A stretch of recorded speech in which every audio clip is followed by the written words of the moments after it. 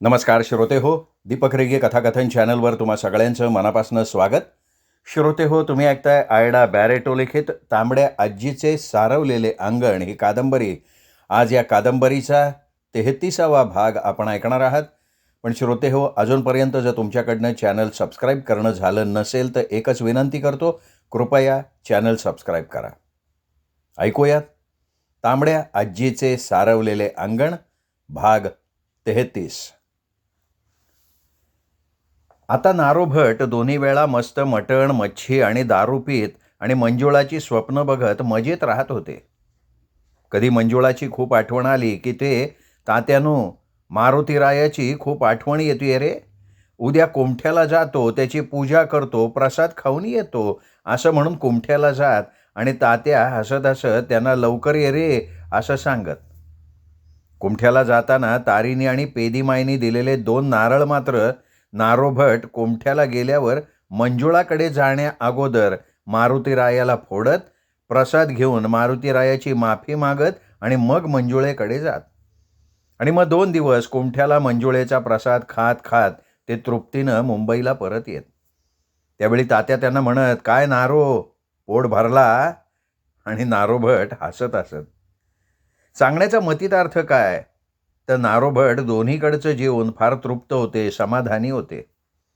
नारोभटांना कधी खाली बारमध्ये मटणपाव खाताना कोणी हटकलं तर ते शांतपणे मटणाचा तुकडा तोंडात कोंबत म्हणत, त्याचं काय आहे राव, जसा देश तसा वेश ही म्हण तुम्हाला ठाऊक आहे ना.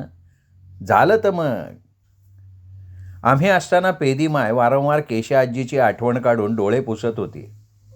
केशा आजीचा एक फोटोसुद्धा यल्लम्माच्या बाजूला जेव्हा पेदीमाईनं ठेवला त्यावेळी मात्र लता त्यांना म्हणाली, माय, अगं असे माणसांचे फोटो देवघरात ठेवले तर कुठल्या देवाची पूजा करायची?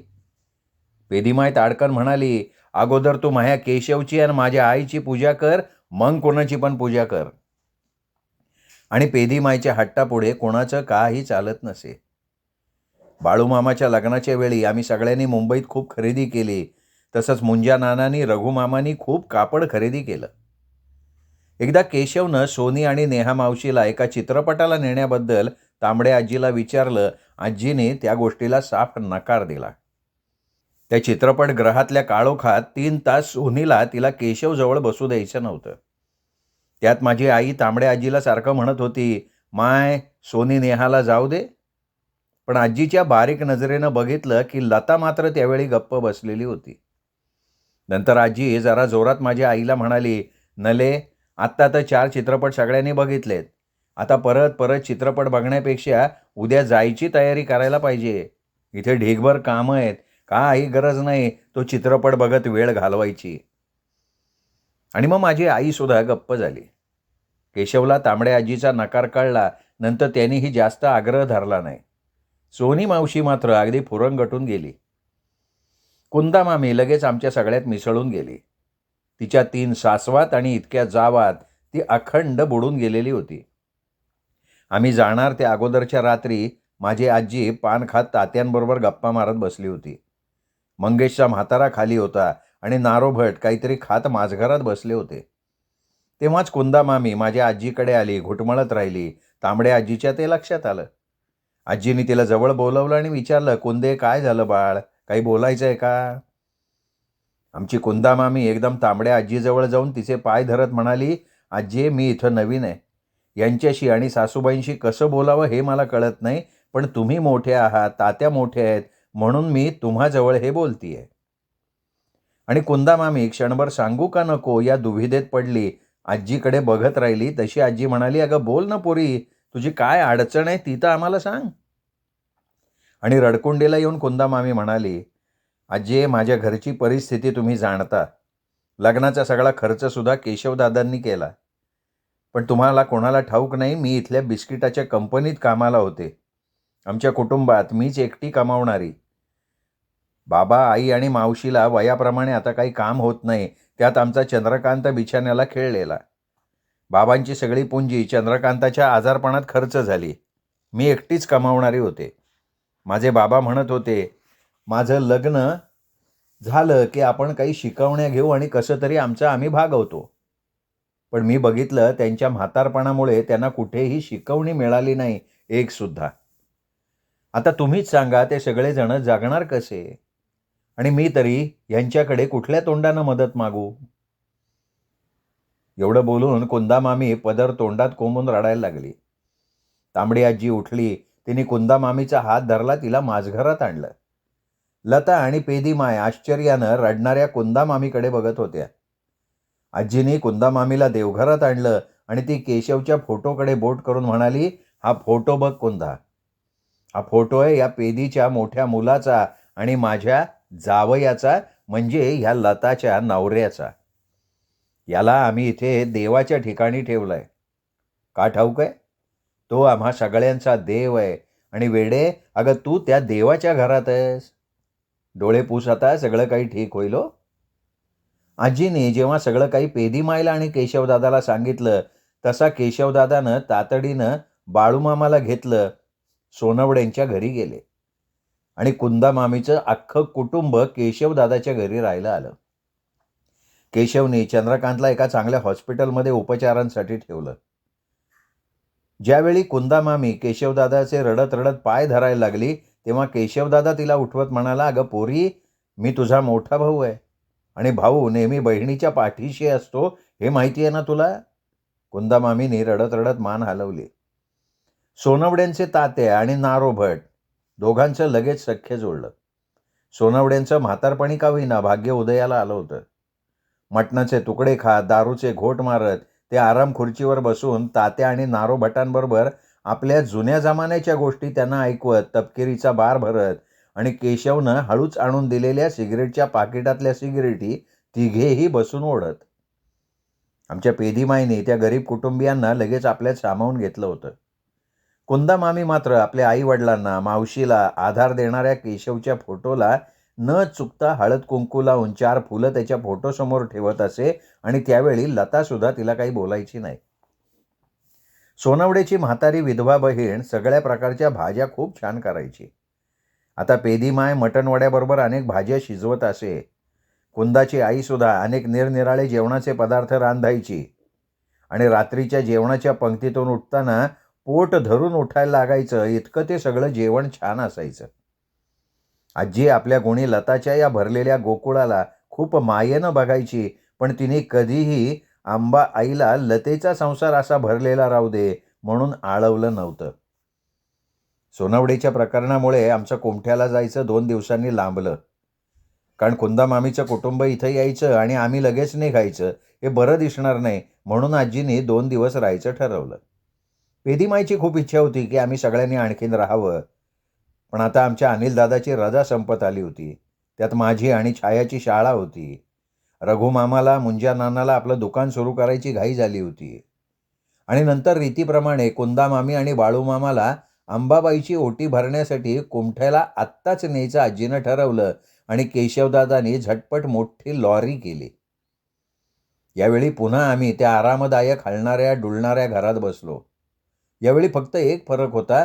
यावेळी आमच्याबरोबर येशा मामा नव्हता, तर कुंदामामीचं सगळं कुटुंब आणि पेदीमायसुद्धा आली होती. नारो काका आणि तारी काकी मात्र मुंबईला राहिले होते. तात्या मात्र आमच्याबरोबर आले होते. पण धोडीबाबा, रहीम, मंगेशचा म्हातारा हे मुंबईत राहिले होते. आमच्या लॉरीच्या मागेच टॅक्सीमध्ये केशव, लता, बाळूमामा आणि कुंदामामी निघाले. लता मावशीचे प्रताप, अरुण, सुलू मात्र आजीजवळ होते. या प्रवासात सुद्धा मजा आली, पण आम्ही मुंबईला जाताना जेवढी मजा आली होती ना, तेवढी मजा आता आली नव्हती. कारण मुंजा नाना आणि आमचे रघुमामा सारखं आपल्या दुकानाबद्दल बोलत बसले होते. त्यांचं बाकी कशात लक्षच नव्हतं. त्यात केशवदादा, लता, बाळूमामा आणि कुंदामामी टॅक्सीत होते. आजी, तात्या, पेदीमाय गप्पात गुंतले होते. सोनवडे काका, काकू आणि कुंदामामीची मावशी आजीजवळ बसून त्यांच्या गप्पा ऐकता ऐकता नाश्ता करत होते. या सगळ्यांच्या गप्पा गोष्टी ऐकत ऐकत मी माझ्या आईच्या मांडीवर डोकं ठेवून कधी झोपले मला कळलंच नाही. मध्येच रात्री मला जाग आली, तेव्हा त्या लॉरीत सगळेजण जागा मिळेल तिथे पसरले होते आणि आमचं ते उबदार घरटं एकटंच धावत सुटलं होतं अंधारातल्या भूतासारखं. आम्ही सगळेजण कुमठ्याला पोचलो तेव्हा दुपार होत आली होती. आम्ही तांबड्या आजीच्या घरी पोचलो तर अंगणभर हा पानांचा सडा पडला होता. गावच्या पोराटोरांनी झाडावरची फळं काढून नेली होती. आमच्या आजीचं घर असं कधी बंद राहिलं नव्हतं. कोणी ना कोणी घरी असायचं. त्यामुळे रूपामावशीचं आणि आमचं बंद घर बघून फळं चोरणाऱ्या पोरांना ती एक पर्वणीच मिळाली होती. आजीनी गेल्याबरोबर सोनीला अंगण झाडायला लावलं आणि गावच्या पोरांना शिव्या घालत झाडाला टेकून बसली. तेव्हा सरपंच शेषाद्री आपलं नवीन धोतर नेसून तांबडे माय करत आले आणि म्हणाले, तांबडे माय आलीस कधी? आजी एकदम ओरडलीच, सरपंच्या रांडेच्या, तू गावात असताना माझ्या झाडावरची फळं तोडून नेतात, तुझे डोळे फुटले होते का रे? आणि शेषाद्री खाली मान घालून म्हणाले, तांबडे माय मी नाही बघितलं कोणा पोराला. तसा मी 2-2दा इथे फेरी मारून जायचो, पण त्या रांडेंच्यांनी फळं कधी चोरली मला कळलं नाही. ते ऐकून आजी शांत झाली. सोनवडेच्या कुटुंबाला आजीचं ते वाऱ्यानं सळसळणारं, झाडापानांनी फळाफुलांनी भरलेलं सुंदर घर फार म्हणजे फार आवडलं. कुंदा मामी तर आजीचा हात धरून लहान मुलासारखी हसत म्हणाली, अय्या आजी, तुझं घर निळ्या आकाशातल्या परीच्या घरासारखं सुंदर आहे. हे असं सुंदर घर असतं हे मला ठाऊकच नव्हतं. सोनी नेहानं कुंदा मामीला समुद्रावर फिरवून आणलं. सोनी नेहा जेव्हा कुंदा मामीसह समुद्रावर जायला निघाल्या त्यावेळी जाणाऱ्या सोनीकडे बघून आजी उगाचच उदास झाली होती. तिला ती सोनीचं जीवन नष्ट करणारी संध्याकाळ आठवली असावी. नंतर मला म्हणाली, कमल तू सुद्धा जा त्यांच्याबरोबर. मी तांबड्या आजीकडे बघितलं. तिच्या सुंदर डोळ्यातले तरळणारे अश्रू मला बरंच काही सांगून गेले. दुसऱ्या दिवशी रघुमामाच्या दुकानाचं आजीच्या हातून उद्घाटन झालं. नवीन धोतर नेसून आलेल्या सरपंचांनी रघुमामाच्या हातात नारळ दिला आणि रघुमामांनी तो दुकानासमोर आपटून फोडला. मुंज्या नानांनी जमलेल्या सगळ्या कुमठेकरांना पेढे वाटले. पेढे खाऊन तोंड गोड झालेल्या कुमठेकरांनी, केशवा हे मात्र बरं काम केलंस हो, असं म्हणून केशवची पाठ थोपटली. त्यावेळी सगळ्यांना केशा आजीची आठवण झाली होती. आमच्या रघुमामांच्या दुकानावर एक पत्र्याची पाटी अडकवली गेली, केशा टेलरिंग शॉप. आणि त्यावेळी पेदीमाय रडत म्हणाली, केशा आजी, अगं हे समद बघाया तू पाहिजे होतीस. केशा आजीला मुंबईला असताना येशा मामापेक्षा भोळा रघुमामा जास्त आवडायचा. ती खूपदा केशवदादांना म्हणायची, केशवा अरे या बुटक्या पोराचं पुढे कसं होणार रे? आणि कदाचित त्यामुळेच केशवनी रघुमामाला हे दुकान घालून त्याचं बस्तान बसवून दिलेलं होतं. आजीने नंतर दुकानाचं सगळं आटोपून घरी येऊन लगालगा कुंदा मामीच्या अंबाबाईच्या ओटीची तयारी केली. त्या दिवशी केशव केशा आजीच्या नावानं गाव जेवण घालणार होता. अंबाबाईची ओटी भरण्यासाठी कुंदा मामी आणि बाळूमामाबरोबर घरातली सगळी मंडळी अंबाच्या देवळात गेली. फक्त आजी, माझी आई आणि सोनी मात्र घरातच राहिल्या. अंबाबाईच्या देवळातून आल्यावर केशवनी 4 बोकडं, 10 कोंबड्या रूपा मावशीच्या अंगणात रहीमबाईला बोलवून आणून कापून टाकल्या. वडे तळले गेले. वासाच्या भाताची टोपं चुलीवर चढवली गेली आणि आमच्या चुलीवर रटरटायला लागली तशी गावातली भटकी कुत्री जमा झाली. जेवण तयार झाल्यावर गावातल्या बुजुर्ग मंडळींची पहिली पंगत बसली आणि माझी आई आजीजवळ जाऊन घाईघाईत म्हणाली, माय, बाबांना, शकू, केशा आजी यांना जेवण वाढायचं आहे ना? आणि तांबड्या आजींनी भरल्या डोळ्यानं माझ्या आईला जवळ घेतलं. रूपाच्या अंगणाकडे बोट दाखवलं तर 4 केळीच्या पानात जेवण वाढून तिथे ठेवलं होतं आणि कावळ्यांची झुंबड त्या जेवणावर पडली होती. 2 दिवस कुमठ्याला राहून केशवदादाची मंडळी पुन्हा मुंबईला निघाली. त्यावेळी तात्या आजीला हसत म्हणाले, तांबडे माय, आता तुझी माझी भेट पुढच्या वर्षी. आजी चटकन तात्यांचा हात धरत म्हणाली, मेल्या तात्या, तू मुंबईकर झालास, कुमठ्याला विसरलास, पण कधी कधी कुमठ्याची आठवण कर. अरे बघ की नारो कसा अधूनमधून कुमठ्याला येऊन जातो. तुला काय झालं रे कुमठ्याला यायला? मी जिद्दी आहे अजून तात्या. तात्या हसले आणि म्हणाले, मी दरवर्षी अंबाबाईच्या जत्रेच्या वेळी येत जाईन. पण आमच्या तात्यांची आणि आजीची ही भेट शेवटची ठरली. तांबडी आजी त्यानंतर कधी मुंबईला गेली नाही की तात्या कुमठ्याला आले नाहीत. त्यानंतर वर्षभरानं तात्या झोपेतच तृप्तीनं गेले. केशव आणि केशवच्या घरची मंडळी मुंबईला निघून गेली आणि माझ्या तांबड्या आजीचं सुंदर घर पुन्हा एकदा रिकामं झालं. तांबड्या आजीचा रावणसुद्धा तांबड्या आजी इतका एकटा पडला. पुन्हा घरात नेहा सोनीची भांडणं कुमठेकर ऐकायला लागले. आता रघुमामा, राघव, माधव आणि मुंज्या नाना रात्रंदिवस आपल्या दुकानात कपडे शिवण्यात मग्न होऊन गेले होते. सर्व सुरळीत चाललेलं असताना एकदा माझी तांबडी आजी आजोबांच्या आवडत्या पपनीसाच्या झाडाला टेकून आपल्या गतजीवनाच्या आठवणी काढत होती. आजीला एकदम आठवलं, एकदा गोव्याला ती लहान असताना अंगणात नारळ सोलत बसली होती. त्यावेळी तिची आई आतमध्ये स्वयंपाक करत होती. घरभर मासळीच्या आमटीचा वास सुटला होता. तेवढ्यात तिच्या अंगणात एक म्हातारा भिकारी येऊन काहीतरी जेवण वाढ म्हणून विनंती करायला लागला. तिने त्याला पुढे जायला सांगितलं. त्यावेळी तो भिकारी तिच्याकडे रागानं पाहत जाता जाता तिला वळून म्हणाला, की "पोरी, तू नेहमी भरून सुद्धा रिकामी राहशील." आणि आज खूप वर्षांनी तांबड्या आजीला त्या शापवाणीची आठवण झाली होती. त्या भिकाऱ्याची ती शापवाणी तिच्यासाठी खरी ठरली होती. आजीला सगळी सुखं मिळून सुद्धा ती कुठल्या ना कुठल्या कारणाने नेहमी रिकामीच राहिली होती. आजी आपल्या ह्या विचारात गर्क असताना गुंड्या भूताच्या विहिरीजवळ राहणारी नामदेव शिंपेची बायको आणि सोनीला वाटेल तशा शिव्या घालत आजीच्या फाटकाजवळ आली. नामदेव शिंप्याचं घराणं कुमट्यात प्रसिद्ध होतं. नामदेव शिंपी स्वतः मदनासारखे देखणे होते. उंच, सशक्त बांधा, गोरापान वर्ण, त्यात त्यांचे काळेभोर डोळे, कुरळे केस, सरळ नाक, स्वच्छ हसणं, सगळं फार देखणं होतं.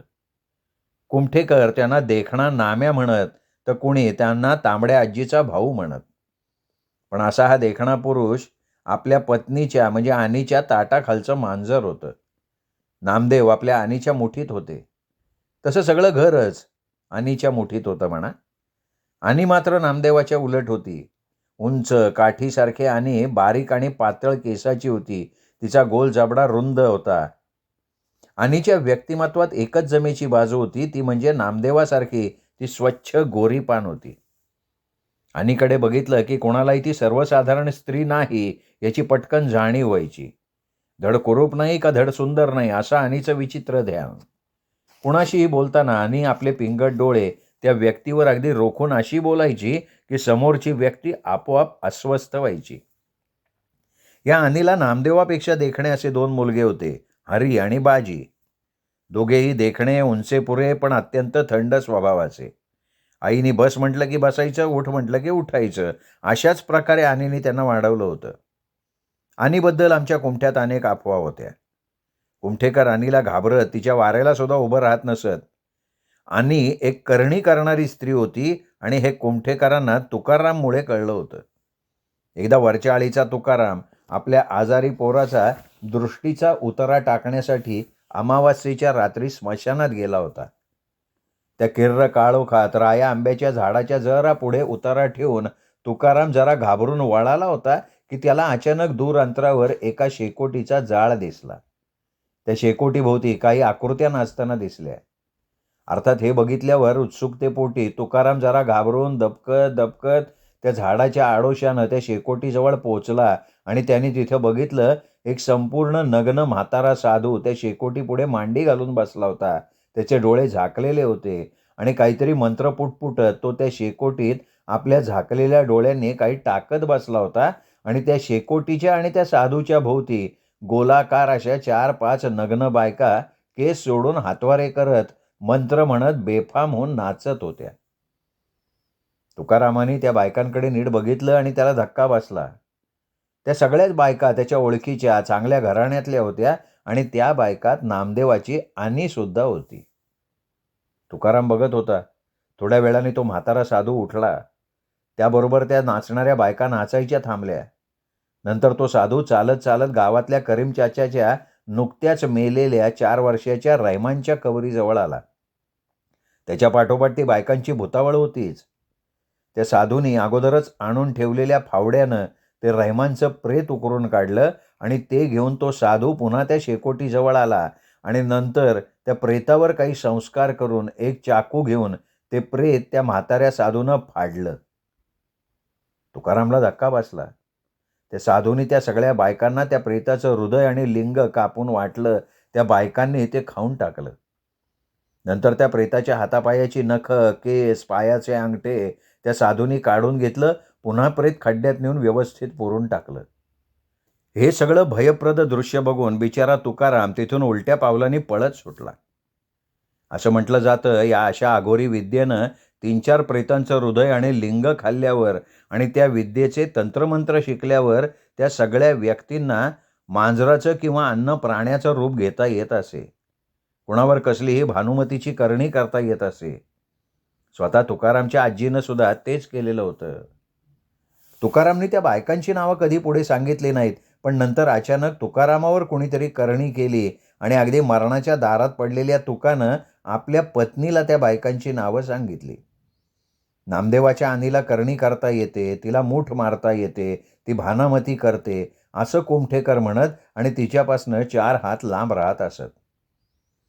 माझ्या तांबडे आजीच्या विलक्षण देखण्या रूपामुळे सुद्धा काही कुमठेकर माझी आजी सुद्धा करणी करते असं म्हणत, पण ते काही सत्य नव्हतं. कदाचित एखादी असामान्य गोष्ट दिसली की सामान्य माणसं लगेच त्या गोष्टीला एखादं दैवी किंवा अन्य रूप देऊन टाकतात. तसा प्रकार माझ्या तांबड्या आजीच्या बाबतीत घडलेला असावा. तरीसुद्धा एवढी एक विचित्र घटना घडली होती. मला एकदा माझ्या आजीच्या दिवाणखान्यातल्या दाराआडच्या एका जुन्या भिंतीच्या कपाटात एक फार जुनी काळ्या कपड्याची बाहुली मिळाली होती. त्या बाहुलीला खरे केस होते. त्या बाहुलीच्या गळ्यात कसली तरी विचित्र काळ्या काड्यांची माळ होती.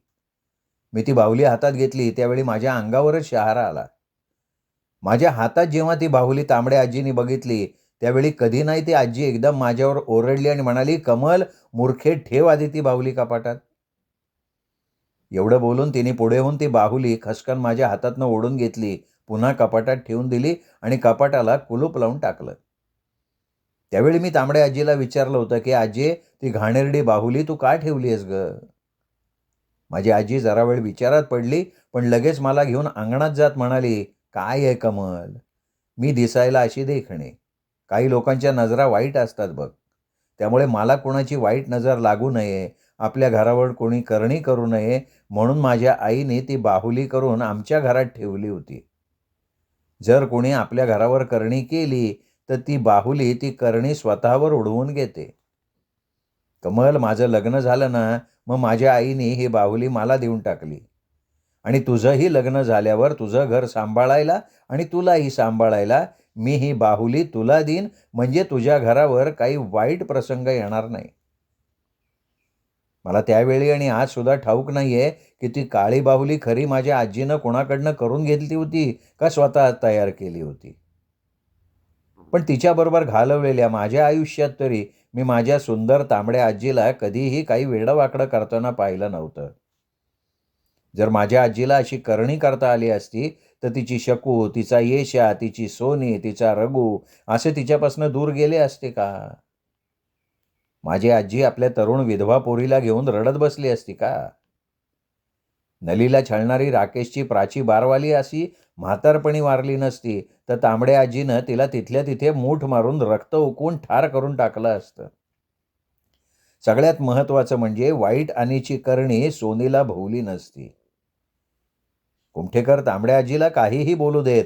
मी लहानपणापासून तिच्या कुशीत वाढले होते. माझी सुंदर आजी अंबाबाई इतकी पवित्र होती, असं मला तेव्हा आणि आत्तासुद्धा वाटतंय आणि ते संपूर्ण सत्य आहे.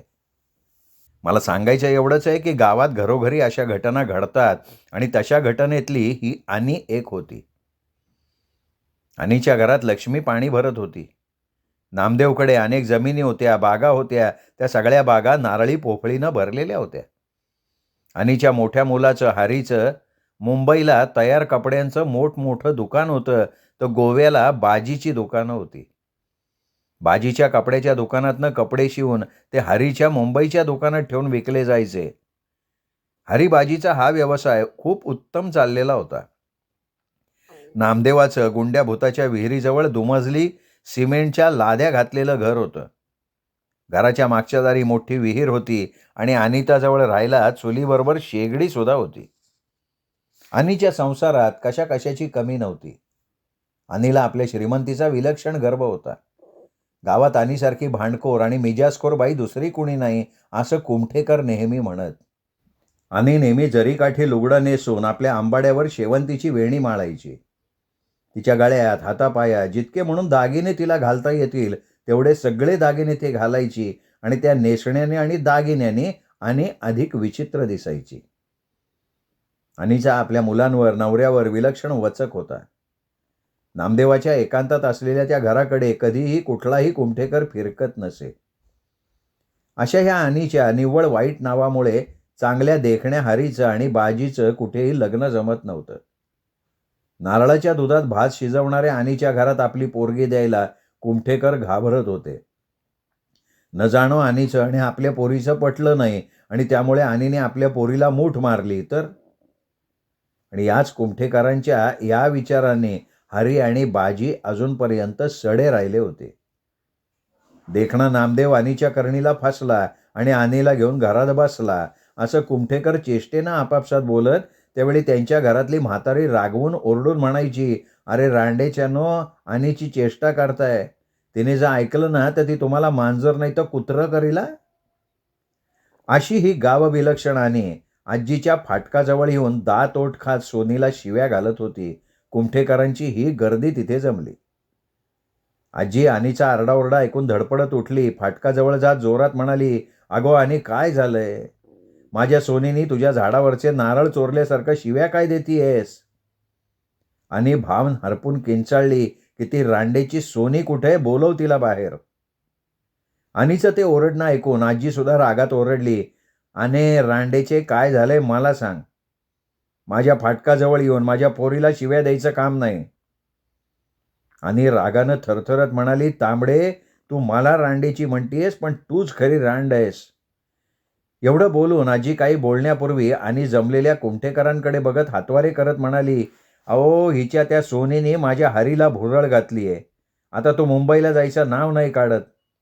माझ्या घरात ह्या अवदसेमुळे रोज भांडणं चालली आहेत. कुमठेकरांनो, ही सगळी करणी या तांबडीनी माझ्या पोरावर केली आहे. तांबडे, मी तुला सांगून ठेवते, तुझ्या सोनीचं नासवलेलं फुटकं भांडं मी माझ्या चुलीवर ठेवणार नाही. तू पोरींना सुटं सोडून इथं तपकीर ओढत तमाशा बघतेस ना, परिणाम चांगला होणार नाही तांबडे." माझी तांबडे आजी जाम भडकली आणि म्हणाली, "अने, मी तुझ्या हरणीवर करणी केली? अगं स्मशानात नाचणारी तू, तुझ्यावर ग कोण करणी करणार आहे? बघ, माझी सोनी माझ्या घरात आहे. तुझ्या हरीला डोळे मोडायला ती कुठेही गेलेली नाही. कळलं तुला?" आजीच्या रोखठोक बोलण्यानं आणि शांत झाली.